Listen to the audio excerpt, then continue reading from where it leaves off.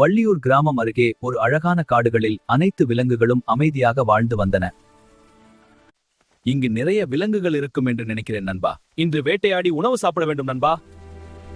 நாம் அமைதியாக வாழ்ந்தால் மனிதர்கள் ஆபத்தை விளைவிக்கின்றனர். நாம் அனைவரும் ஒரு கூட்டத்தை எழுப்ப வேண்டும். நம் யாரையும் காயப்படுத்த வேண்டாம். நான் காக்கா சத்தமிட்டவுடன் அனைவரும் வந்து விடுங்கள். நான் அவர்களிடம் பேசி புரிய வைக்கிறேன். வலைகள் போடு விலங்குகள் வருவதற்கு முன் அவங்க தப்பிக்க முடியாது நண்பா.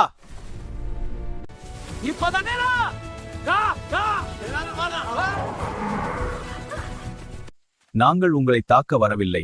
இது எங்கள் வீடு, நீங்கள் திரும்பி செல்லுங்கள். பாவம் அப்பா, இவர்கள் அழகாக இருக்கிறார்கள். அழகுதான் ஆபத்தை தரும். நாங்கள் உங்களை தாக்கவில்லை, நீங்கள் எங்களுக்கு ஆபத்து கொடுப்பதால் தான் உங்களை தாக்குகிறோம். ஆம், நாங்கள் செய்வது தவறுதான். இன்று வரை அனைத்து விலங்குகளையும் நாங்கள் பாதுகாப்போம்.